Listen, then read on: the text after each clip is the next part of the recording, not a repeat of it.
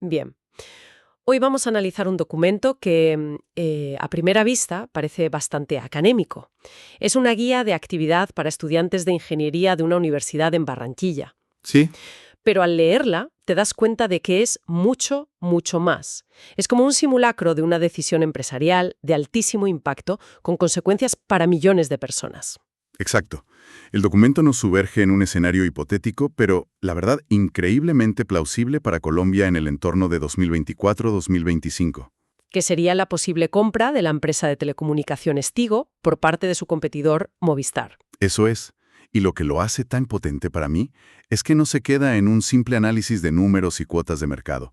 Obliga a estos futuros ingenieros a enfrentarse a la responsabilidad ética. A la responsabilidad que conlleva una decisión de esta magnitud. Totalmente. Así que esa es nuestra misión.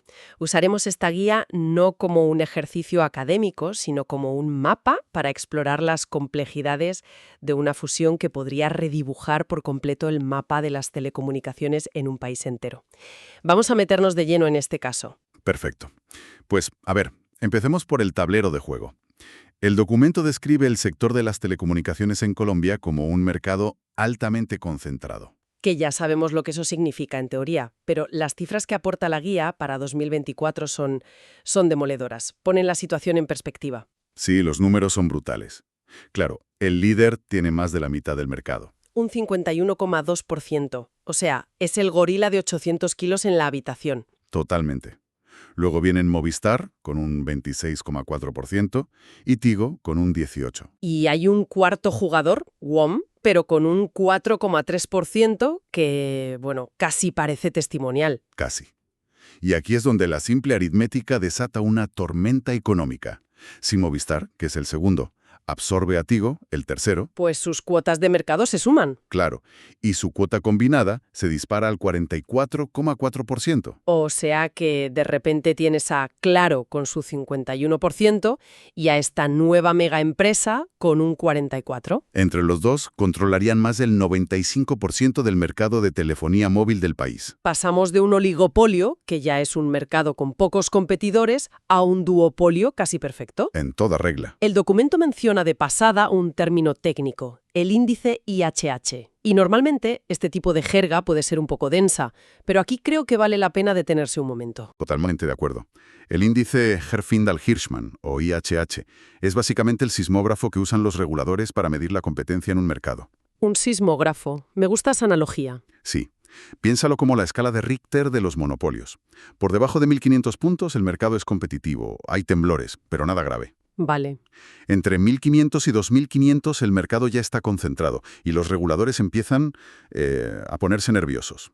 Por encima de 2500 suena la alarma de terremoto. Es una bandera roja gigante. ¿Y esta fusión dónde nos situaría en esa escala? Haría que la aguja se saliera del gráfico. Dispararía el índice muy, muy por encima de esos 2500 puntos. O sea que para cualquier agencia antimonopolio eso no es solo una señal de alerta. No, es una sirena ensordecedora. Indica que la competencia está en peligro crítico. Vale, el sismógrafo está en rojo vivo.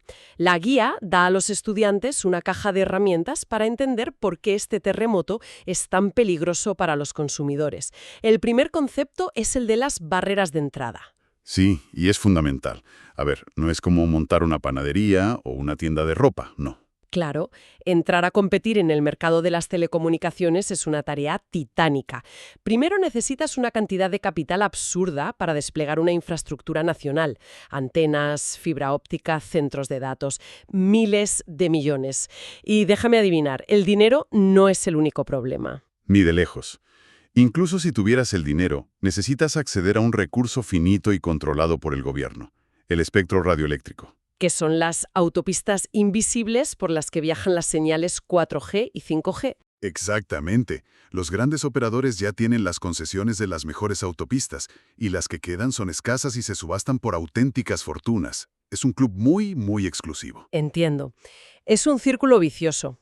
Para entrar necesitas dinero, pero incluso con dinero, las carreteras por las que tienes que circular ya son, digamos, propiedad privada de tus competidores.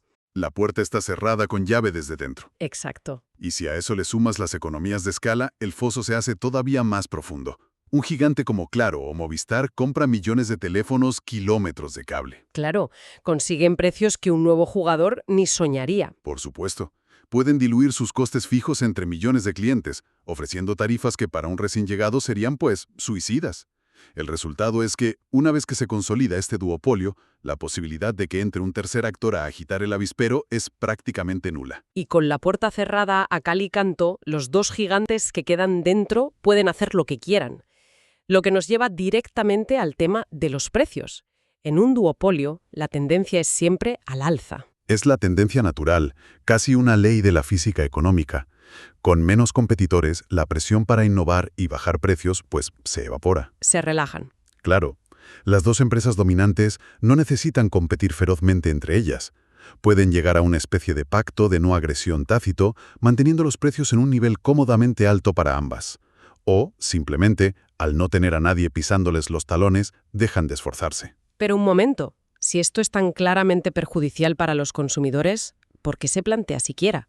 ¿Cuál es el argumento a favor de la fusión que un regulador tendría que sopesar? Quizás Tigo está en problemas financieros y esto es una especie de rescate. Esa es una pregunta clave, y es, digamos, la madre del cordero. El argumento a favor, que la defensa de la fusión sin duda esgrimiría, es el de la eficiencia y la estabilidad. Vale. Podrían decir que Tigo, por sí sola, no es sostenible a largo plazo frente a un coloso como Claro, que la fusión permitiría salvar miles de empleos y aprovechar una infraestructura ya existente evitando que se pierda. Ah, ya veo. Y también argumentarían que una Movistar Tigo, más fuerte, podría competir de tú a tú con Claro, creando un equilibrio de poder en lugar de un líder indiscutible.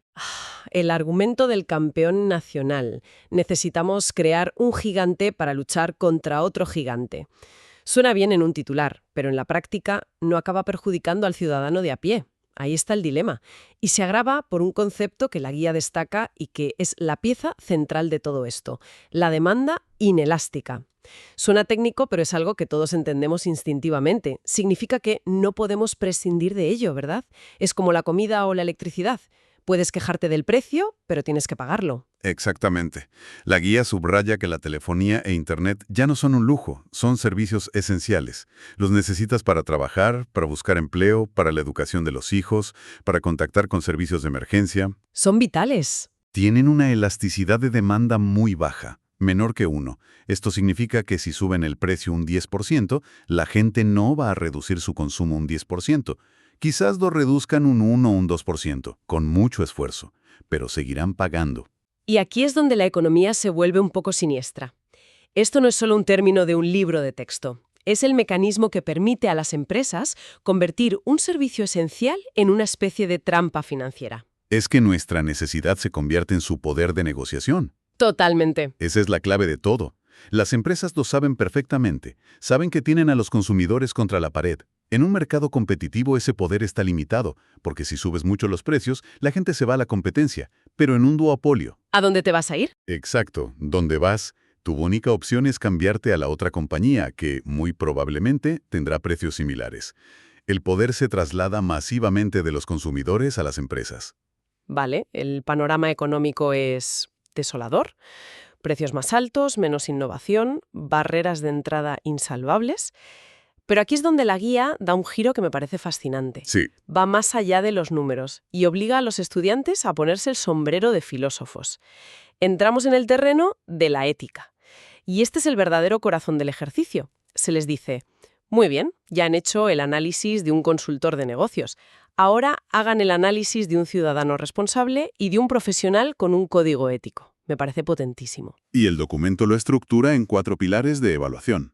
En lugar de usar las siglas académicas que aparecen en el texto, que son un poco áridas, vamos a describirlos.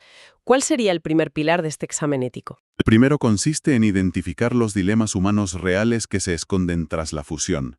O sea, se les pide que dejen de ver a los usuarios como una cifra en una hoja de cálculo y piensen en las personas.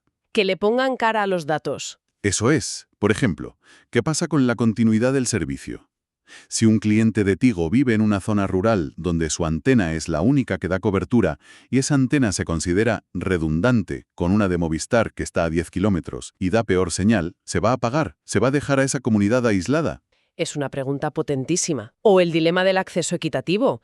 Si la nueva empresa fusionada decide que no es rentable expandir la fibra óptica a barrios de bajos ingresos, ¿está cumpliendo con su responsabilidad social? Claro. ¿O simplemente está maximizando beneficios a costa de agrandar la brecha digital? Exacto. Esos son los dilemas. El segundo pilar es una especie de examen de conciencia profesional. Se pide a los estudiantes que se miren al espejo y se pregunten: ¿qué dicta el código ético de mi profesión, la ingeniería, en un caso como este? Ajá. Se les recuerda que su deber no es solo construir sistemas eficientes, sino también velar por la seguridad y el bienestar público. El principio hipocrático de la medicina, primero no hacer daño, se aplica aquí directamente al usuario. Me parece increíblemente importante.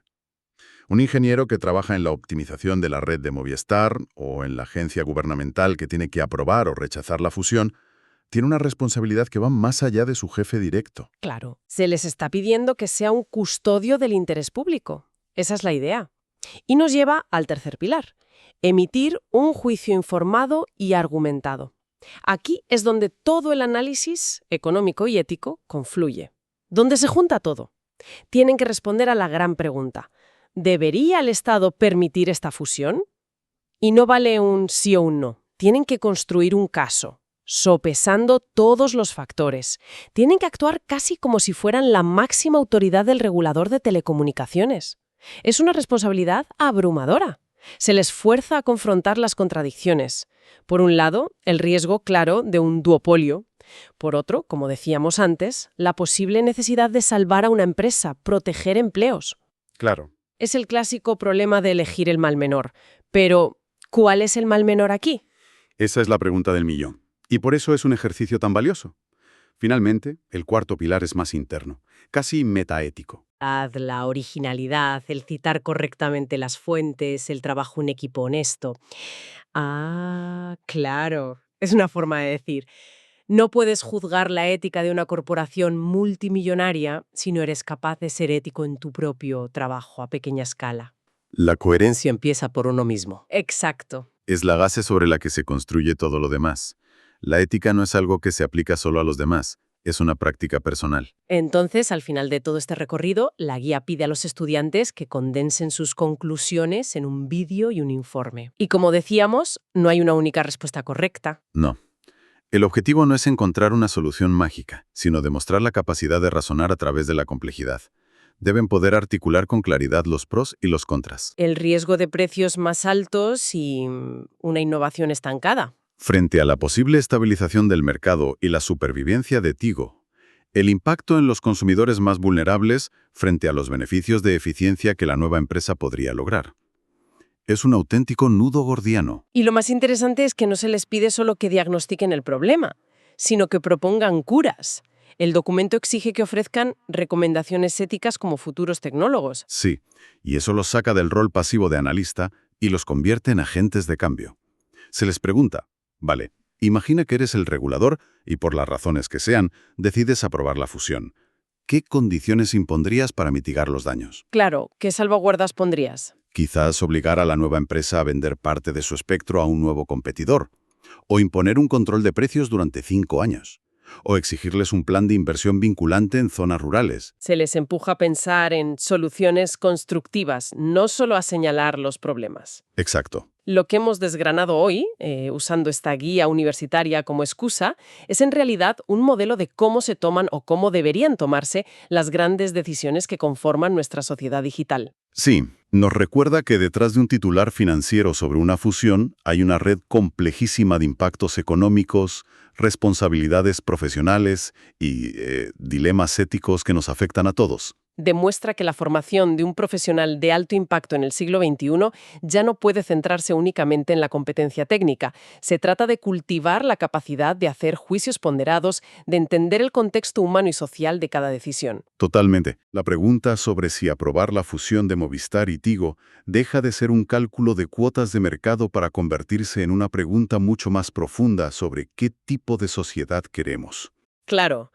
¿Queremos una sociedad con servicios esenciales ultraconcentrados en manos de 2 empresas o una con un ecosistema más diverso y competitivo? Esa es la pregunta. Y eso nos deja con una pregunta final, una idea para darle vueltas.